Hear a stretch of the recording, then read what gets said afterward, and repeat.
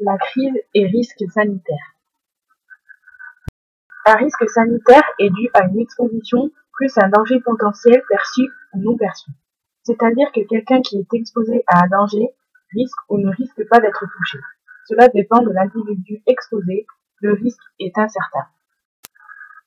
Prenons l'exemple d'une infirmière. Dans un hôpital, une infirmière est obligée de désinfecter ses mains à chaque passage qu'elle fait dans une chambre de patient. Sinon, elle prend le risque de transmettre au patient une maladie qu'il n'aurait pas dû contracter. Une crise sanitaire est due à un événement inattendu, inconnu et soudain qui concerne toute la population. Cette dernière engendre la panique et la défiance des citoyens qui est favorisée par les médias. Elle engendre également une morbidité et mortalité importante. Prenons l'exemple de Zika. Ce virus qui est inconnu aujourd'hui n'a toujours pas de moyen de guérison, ce qui engendre une crise sanitaire. Différentes crises sanitaires. Je vais tout d'abord vous parler du virus Ebola. Ebola est une maladie grave, souvent mortelle chez l'homme. Elle se transmet à partir des animaux sauvages et se propage ensuite dans toutes les populations environnantes.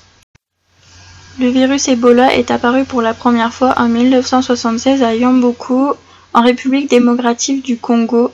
La maladie diffère entre la Guinée et les deux autres pays qui ont été particulièrement touchés, le Libéria et la Sierra Leone. Selon le dernier bilan de l'OMS, 28 571 cas ont été signalés pour ces trois pays. En Guinée, 3 810 cas ont été constatés, en Sierra Leone, 14 089 cas et au Libéria, 10 672 cas. Le nombre de morts au total a été de 11 314. Parmi les membres touchés par l'épidémie, 881 membres du personnel soignant ont été touchés en Guinée, Libéria et Sierra Leone et 531 ont succombé à Ebola. Ebola se caractérise par des symptômes de type grippaux, fièvre, faiblesse, douleurs musculaires, mais aussi maux de tête, vomissements et atteintes rénales. Dans les cas les plus graves, il y a des hémorragies internes ainsi que des hémorragies externes. La durée d'incubation est comprise entre 5 et 12 jours. Prenons maintenant le cas de la canicule 2003. Une canicule se définit comme un niveau de très forte chaleur, le jour et la nuit, pendant au moins 3 jours consécutifs. La définition de canicule repose donc sur deux paramètres, la chaleur et la durée. La canicule a tué entre le 1er et le 20 août 15 000 personnes. Le nombre de décès observés chaque année en France métropolitaine en juillet et en août est relativement stable depuis 30 ans, autour de 85 000.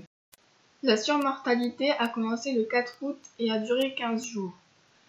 Le pic a été atteint le 11, le 12 et le 13 août avec un nombre de décès 2 fois supérieur à sa valeur habituelle.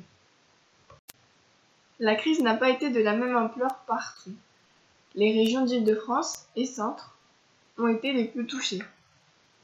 Le risque de décès en cas de forte chaleur est très élevé chez les personnes fragiles, enfants et personnes âgées. Si les enfants étaient épargnés, probablement grâce à la vigilance des parents, les plus de 75 ans ont représenté 80% des victimes de la canicule.